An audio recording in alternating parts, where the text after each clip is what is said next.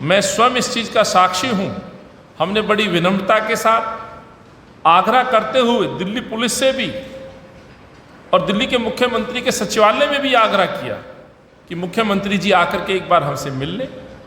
ये आश्वस्त कर दें।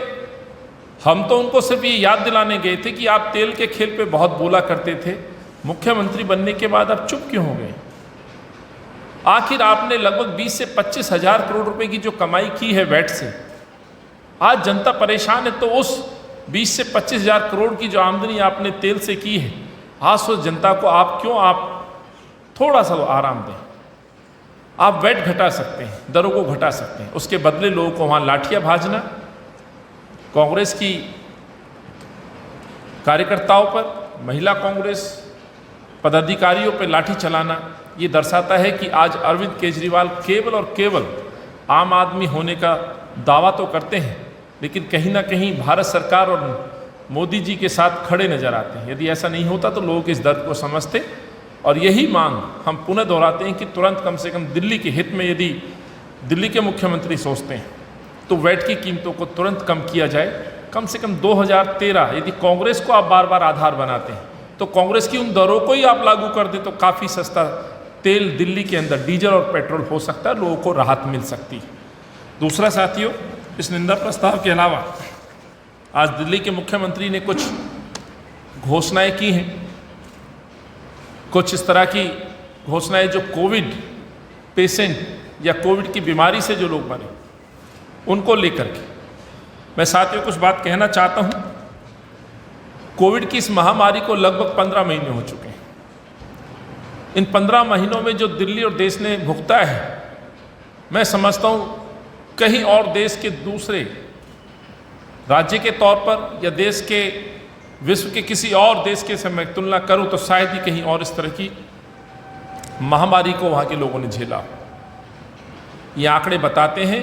कि राजधानी के रूप में सबसे ज़्यादा यदि कहीं प्रभाव कोविड का पड़ा तो दिल्ली वो राजधानी थी जहां सबसे ज़्यादा मौतें। इस कोरोना की वजह से हजारों मौत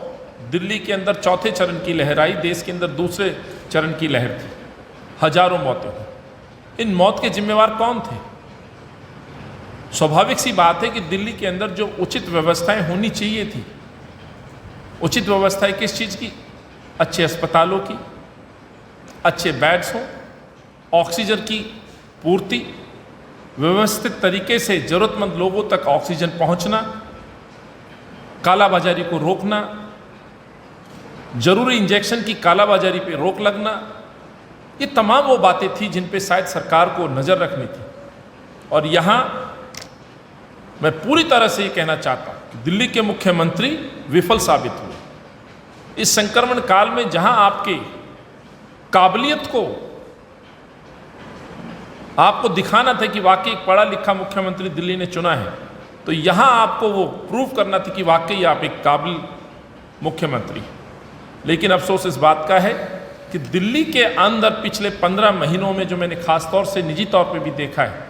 दिल्ली के अंदर अव्यवस्थाओं का दौर रहा है। अपनी जिम्मेवारियों का पल्ला झाड़ते हुए दिल्ली के अंदर एक पैनिक तनाव क्रिएट करने का काम रहा है, और जिसका नतीजा आज हम सबके सामने। हजारों मौतें हुई हैं। हजारों मौतों के लिए लगातार कांग्रेस पार्टी का नेतृत्व, सीनियर नेतृत्व, केंद्रीय नेतृत्व, जिसमें आदरणीय सोनिया जी से लेकर के राहुल जी लगातार इन बीमारी के खिलाफ ना केवल सुझाव देते रहे हैं, इस बीमारी से पीड़ित परिवारों के मुआवजे की बात कहते रहे, जिनके घर में मौतें हुई हैं, इन सरकार को आगाह करते रहे। 2005 का DMA act, disaster management act, 2015 से 20 के लिए बनाई गई नीति डीएमए के तहत कि हर उस मरने वाले को 4 लाख रुपए दिया जाए, ये आवाज़ यदि किसी ने उठाई तो कांग्रेस के नेता आदरणीय राहुल जी और दिल्ली प्रदेश कांग्रेस कमेटी के अध्यक्ष के तौर पर मैं स्वयं ये कहना चाहता हूँ। ये बात हमने तब कही थी जब ये संक्रमण दिल्ली में फैल रहा था, लोगों की मौतें हो रही थी, कहानी आ रही थी, एक से एक कहानी है पीड़ित परिवारों की, दर्द है, बहुत लोगों ने अपनों को खोया है, बच्चों से माँ बाप का साया छूट गया है, कई माँ बाप की कोख उजड़ गई, कई ऐसे लोग हैं जिनके रोजगार चले गए। और उस दर्द को हमने महसूस किया है इस संक्रमण काल में, जब जगह जगह कांग्रेस के कार्यकर्ता आओ मदद का हाथ बढ़ाने के तहत उन लोगों तक पहुंचे। यही कारण है जब सच हमारे सामने आए तो हमने मांग निरंतर, जो कि कोई एहसान नहीं है, ये हक है, कानून में ये व्यवस्था है कि डिजास्टर मैनेजमेंट एक्ट के तहत यदि किसी की मृत्यु होती है तो उसको मुआवजा सरकारों को देना चाहिए।